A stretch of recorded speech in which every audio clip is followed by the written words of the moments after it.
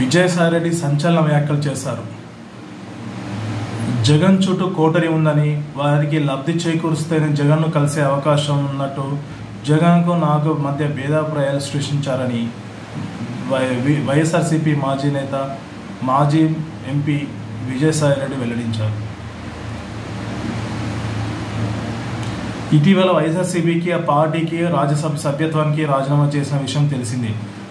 దీనిలో అనేక మంది పాత్రదారులు, సూత్రధారులు ఉన్నట్టు తెలిపారు. ద్వితీయ శ్రేణి నాయకులు కొందరు తనకు జగన్ మధ్య అభిప్రాయ భేదాలు సృష్టించి ఆయన మనసు విరిచేశారని చెప్పారు.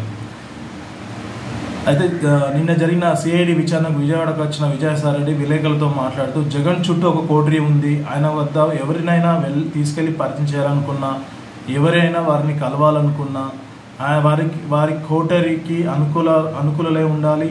వారితో నయానో భయానో మెలగాలి. వారు కాళ్ళు చేతులు పట్టుకుంటేనో ఆర్థికంగా లబ్ధి చేకూరుస్తేనో వారు జగన్ దగ్గరికి పంపిస్తారు. అయితే ఎవరైతే జగన్ దగ్గర కోటరీ ఉందో, జగన్ని కలవాలంటే ఫస్ట్ కోటరీని ప్రసన్నం చేసుకోవాలంట. ఆ కోటరీలో ఉండే వ్యక్తులకు ఆర్థికంగాని వాళ్ళకు భయానో నయానో లొంగి ఉంటేనే వారు జగన్ని కల్పిస్తారంట. అయితే జగన్ని కలవడానికి చాలాసార్లు ట్రై చేస్తాను కానీ వీలు కాలేదు. ఈ కోటరీ నుంచి బయటపడితేనే ఆయనకు భవిష్యత్తు ఉంటుంది. అంటే ఈ కోటరీ నుంచి బయటపడితేనే వైఎస్ జగన్మోహన్ రెడ్డికి భవిష్యత్తు ఉంటుందని, లేకపోతే చాలా కష్టమని విజయసాయిరెడ్డి తెలిపారు. పార్టీలో కొనసాగాలని జగన్ నన్ను కోరారు. విరిగిన మనసు మళ్ళీ అతకదు కాబట్టి పార్టీ నుంచి బయటకు వచ్చేసాం. మళ్ళీ ఆ పార్టీలో చేరే ఉద్దేశం లేదు. గరు వాపసి జరగదు. ఈ రోజు వరకు ఏ పార్టీలో చేరాలనే ఉద్దేశం లేదు. బయటికి వచ్చినప్పుడు చెప్పినట్లే ఇప్పుడు వ్యవసాయం చేస్తున్నా.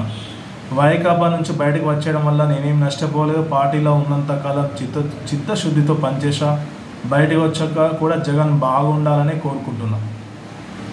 అయితే ఈ విషయాలని మాట్లాడడానికి, ఈ విషయాలంటే వీటితో పాటు ఆంధ్రలో జరిగిన లిక్కర్ స్కామ్ గురించి, కాకినాడ పోర్టు సంబంధించిన షేర్స్ కానీ, ఎవరైతే కేవీరావు ఉన్నారో వారికి సంబంధించిన షేర్స్ గురించి కానీ, నిన్న కేసు విచారణకి, సిఐడి కేసు విచారణకి విజయవాడకి వచ్చినప్పుడు ఇవన్నీ బహిరంగంగా మాట్లాడినప్పుడు నాకు భయం లేదు, నా రక్తంలోనే భయం లేదు.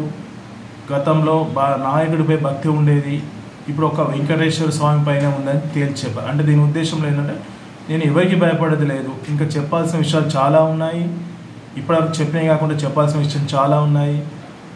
కర్త కర్మ క్రియ ఏదైతే కాకినాడ పోర్టుకి సంబంధించిన లావాదేవీ జరిగిందో, కర్త కర్మ క్రియ విక్రాంత్ రెడ్డి పూర్తి బాధ్యత అని చెప్పారు. అలాగే ఆంధ్రప్రదేశ్ మద్యం పాలసీకి సంబంధించిన పూర్తి కర్త క్రమ కసిరెడ్డి రాజశేఖర్ రెడ్డి అని చెప్పారు. సో నేను ఎవరికి భయపడాల్సిన అవసరం లేదు, భయపడిన అనేసి డైరెక్ట్ జగన్కి ఒక్కరికి చెప్పేశారు.